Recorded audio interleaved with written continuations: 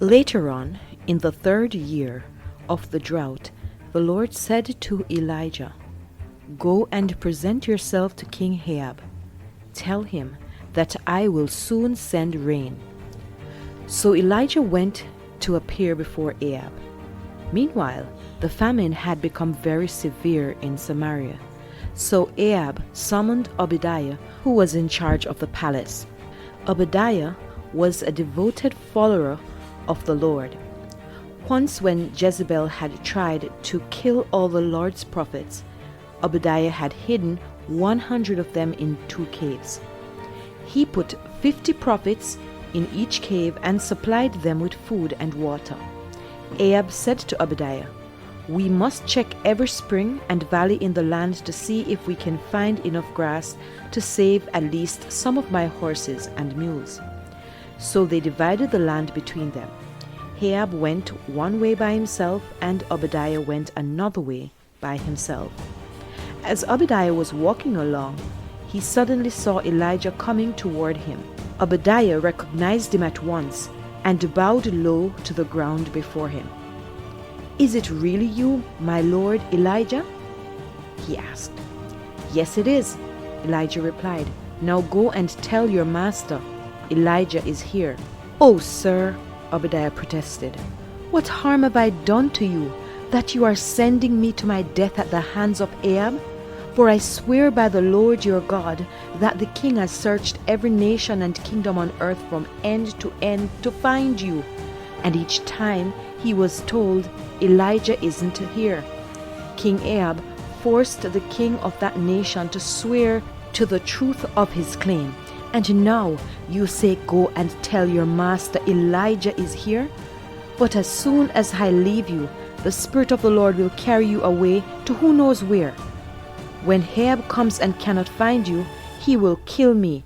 Yet I have been a true servant of the Lord all my life. Has no one told you, my lord, about the time when Jezebel was trying to kill the Lord's prophets? I hid 100 of them in 2 caves and supplied them with food and water. And now you say, 'Go and tell your master Elijah is here'? Sir, if I do that, Ahab will certainly kill me." But Elijah said, "I swear by the Lord Almighty, in whose presence I stand, that I will present myself to Ahab this very day."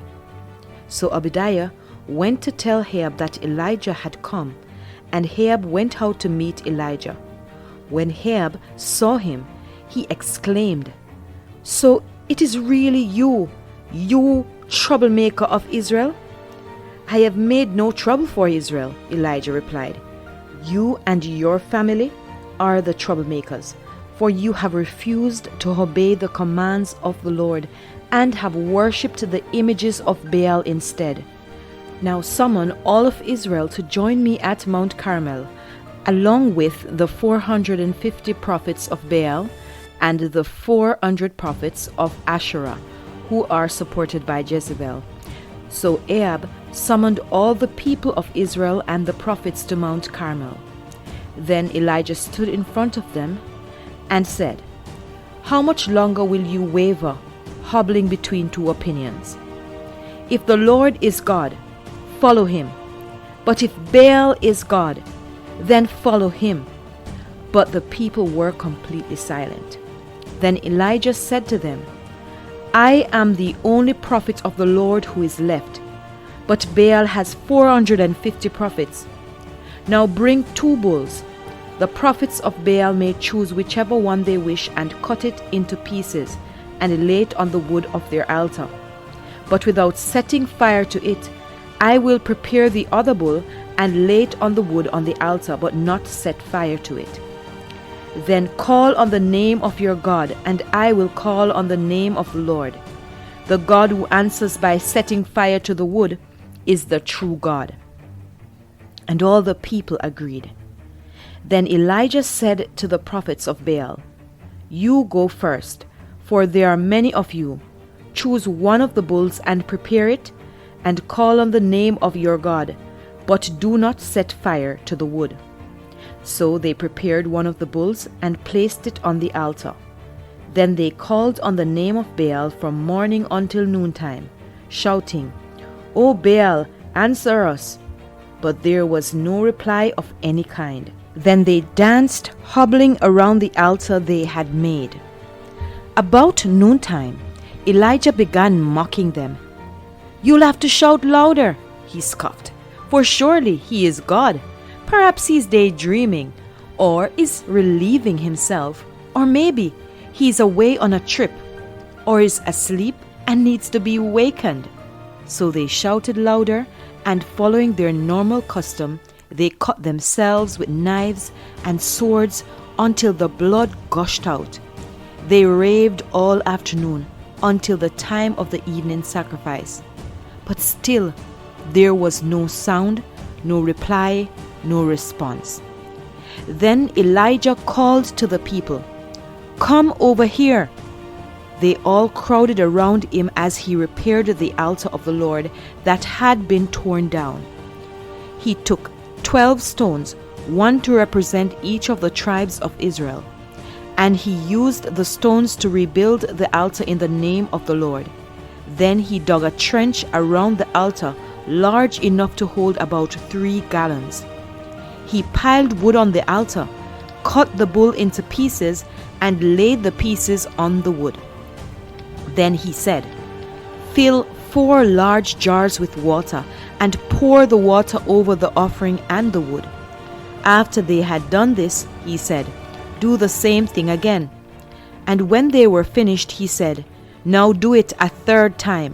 So they did as he said, and the water ran around the altar and even filled the trench.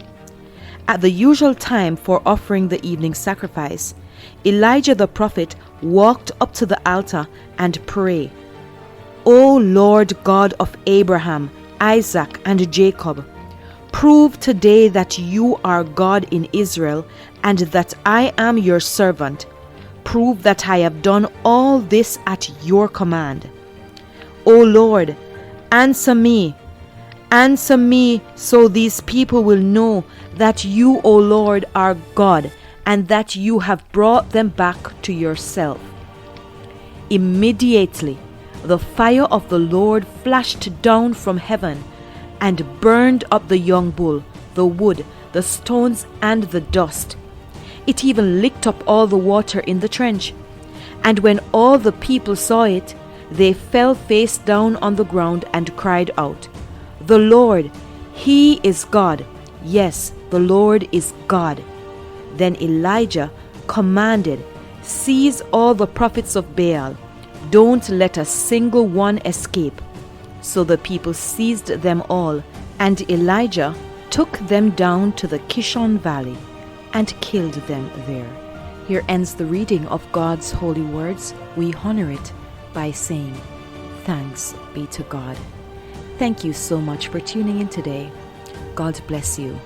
Don't forget to like, share, and subscribe to my channel. Until next time, goodbye.